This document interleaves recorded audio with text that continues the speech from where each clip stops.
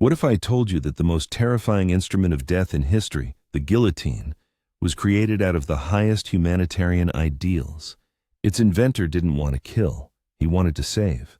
He believed this machine was the first step toward the complete abolition of the death penalty. But something went terribly wrong. Today, we'll explore how the most humane invention of its time became synonymous with mass terror. Before its advent, execution wasn't merely a punishment.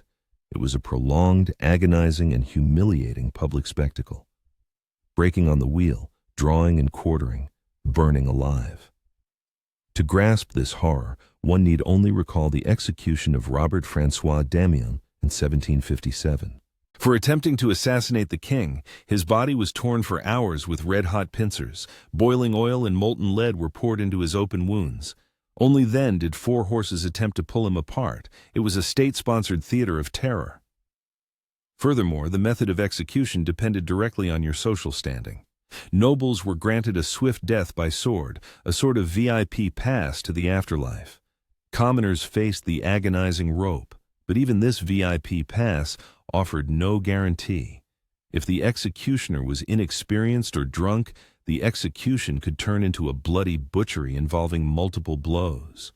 The guillotine, however, offered more than just equality. It provided an industrial standard of death, equally swift and precise for everyone. So who was the man who decided that mechanical death was superior to any other?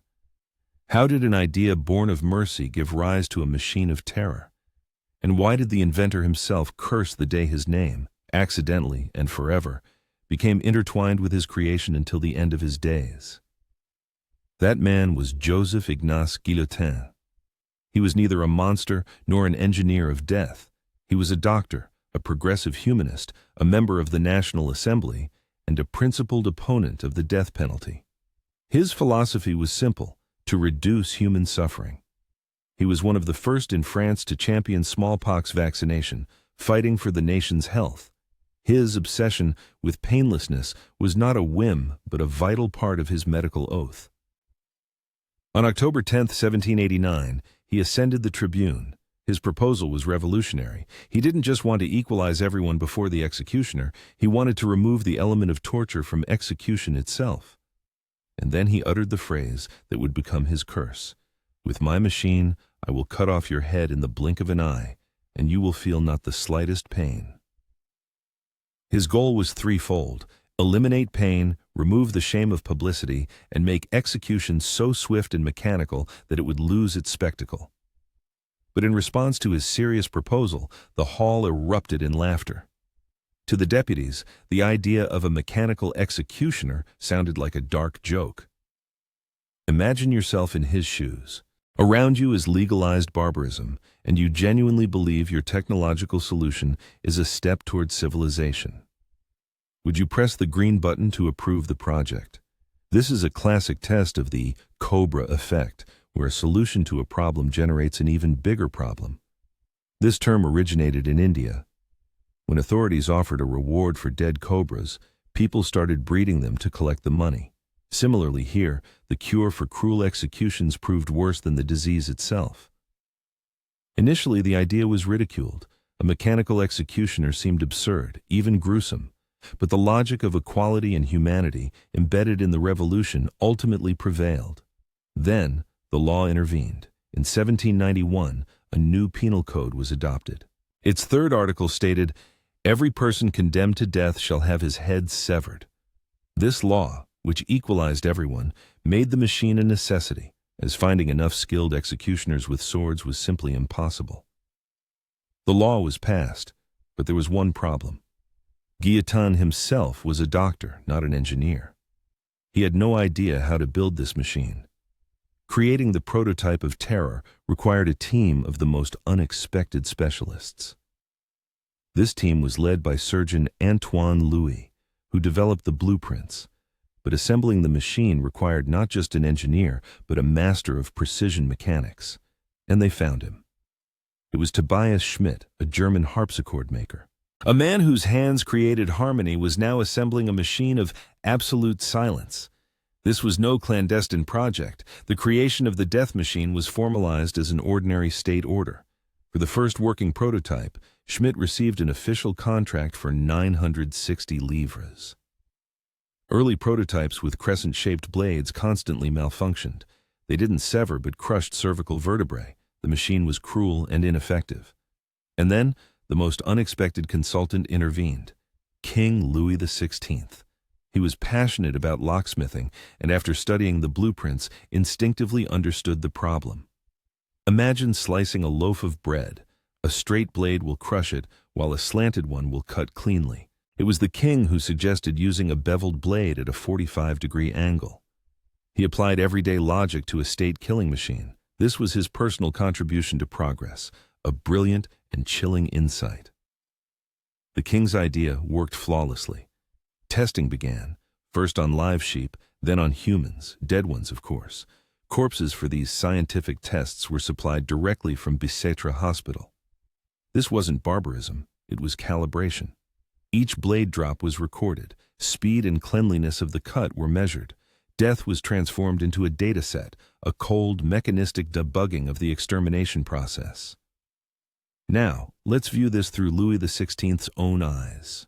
He, a monarch by divine right, offered engineering advice for a machine designed to execute criminals in his kingdom. He saw it as a triumph of reason over barbarism. He didn't see that this very reason was building the scaffold for the monarchy itself. Could he have imagined that, just a few months later, the blade he helped perfect would descend upon his own neck?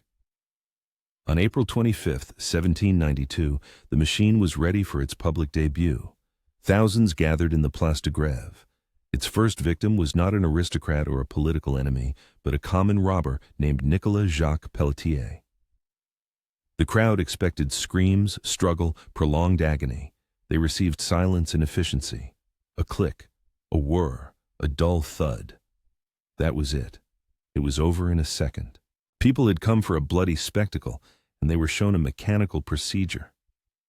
The crowd was furious. They felt cheated. They shouted, "Bring us back our gallows."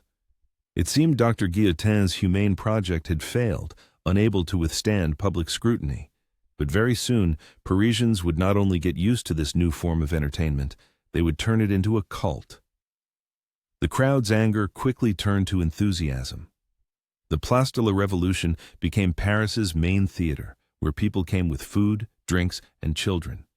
There were even local celebrities, the tricoteuses, knitters who took front-row seats and never missed an execution. Enterprising citizens rented out chairs and balcony spots with a view of the scaffold. Death became a business, and the best seats cost money. A whole industry grew around the scaffold. Shops sold brochures listing the days condemned. Children were given toy guillotines, not pocket-sized souvenirs, but rather large replicas up to half a meter tall. With delight, they would decapitate dolls or even mice. Songs were sung and jokes told about the national razor. The machine acquired many nicknames, Louisette, after Surgeon Louis, and the Widow. But only one stuck, Guillotine. This was against the will of the doctor himself, who was horrified by such an honor. The irony is that his name was immortalized by his political opponents, the Royalists, who composed a satirical song mocking Guillotin and his machine. Here we see the Overton window at work in real time. What was unthinkable yesterday, mechanical execution, became the norm and a familiar spectacle today. Tomorrow, it would become a political instrument. The speed of this transformation is what is truly terrifying. It's as if today someone proposed broadcasting court verdicts on TikTok. A year later it became the norm, and 2 years later, the most popular reality TV format. The human psyche adapts to horror with incredible speed. The machine was ready. The public was ready. Only one thing was missing: an endless stream of condemned individuals. And soon, a political crisis would provide it. The reign of terror was beginning. In 1793, the Jacobins, led by Maximilien Robespierre, came to power. The guillotine instantly ceased to be an instrument of justice. It became a weapon of political cleansing. The numbers become an abstraction, but behind them lies reality. During the Terror, approximately 17,000 people were executed in Paris alone, and up to 40,000 across France. At the peak of the Terror, In the summer of 1794, the Parisian guillotine operated 7 days a week, claiming an average of 30 lives a day. This meant a new condemned person ascended the scaffold every half hour of daylight. It was a relentless conveyor belt. The blade spared no one. It descended upon the neck of King Louis XVI, the man who personally helped perfect it. Then, upon the neck of his wife, Marie Antoinette. The machine devoured its own creators. Georges Danton, one of the revolution's leaders, famously told the executioner before his death, "Show my head to the people. It is well worth it." The terror destroyed not only politicians, but also the country's future. When Antoine Lavoisier, the father of modern chemistry, requested a delay to complete a scientific experiment, the judge replied with a phrase that became a symbol of the era: "The Republic has no need of scientists." But this story has its own grim symmetry. The machine, set in motion by the organizers of the terror, eventually turned against them. The culmination came with its chief orchestrator, Maximilien Robespierre. The day before, during his arrest, a gunshot shattered his jaw. And there he was, on the scaffold. Before lowering the blade, the executioner tore off the bandage holding his broken jaw. A pre-death shriek of pain, an inhuman wail, was heard across the entire square. The machine, created for painless death, granted its chief ideologue a final moment of pure agony. To handle such a volume, the process was automated. We're not talking about the mythical four-bladed machine sometimes written about. No, the reality was simpler and more terrifying. Efficiency was achieved not through mechanical complexity, but through streamlined logistics of death. The condemned were brought in carts, in batches of 50 to 60 people. At the scaffold, woven baskets for heads and long boxes for bodies were already waiting. The ground was thickly covered with sand to absorb the streams of blood that no longer had time to dry. The machine destroyed a king, a queen, aristocrats, scientists, and revolutionaries. The terror drowned in its own blood. But what became of the man whose name was now forever seared onto the blade of this machine? Dr. Guillotin's fate proved no less ironic. He didn't just observe this from afar, he was horrified. His name, which he wanted associated with medicine and progress, was now shouted in the squares as a synonym for bloody slaughter. This was not passive grief. It was an active struggle. Guillotine, repeatedly and utterly unsuccessfully, appealed to the government with an official request: rename the machine. Remove my surname from it. But it was too late. The brand had already taken hold. The irony of fate didn't end there. During the peak of the terror, Dr. Guillotin himself was arrested. He was thrown into Luxembourg prison. Imagine his state of mind. He sat in his cell, awaiting a summons to court, which was a mere formality. He knew that a few blocks away stood the machine, his machine, and its blade awaited him. He miraculously escaped a meeting with his creation. Only the fall of Robespierre saved him. The doctor died a natural death in 1814 from a carbuncle, but his curse outlived him. His family was so overwhelmed by the notoriety that they again appealed to the government with the same request: please, give the machine another name. They were again refused, and so his children took the only possible step. They changed their own surname.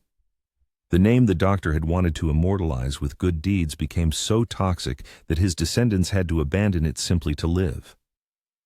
But if you think the machine's story ended with the reign of terror, you are deeply mistaken. The guillotine remained the official method of execution in France for nearly 2 more centuries. The last public execution took place in 1939, and the very last execution occurred on September 10, 1977. This was after the first Star Wars movie had been released. In the same year, Apple released its first mass-market personal computer, the Apple II. While the world entered the digital age, an analog invention of the Enlightenment was still at work in France. And this entire story leaves us with 3 uncomfortable lessons. Lesson 1, the danger of a perfect solution. Technological efficiency without moral control is a catastrophe. The guillotine proved that the road to hell is indeed paved with good intentions, especially if you have a powerful enough tool to pave it quickly. Lesson 2, the speed with which horror becomes normalized. The human psyche is capable of adapting to anything if it becomes routine. Psychologists call this emotional numbing. Paul Slovik's research shows that we can empathize with one person, but our brain shuts down when it comes to thousands.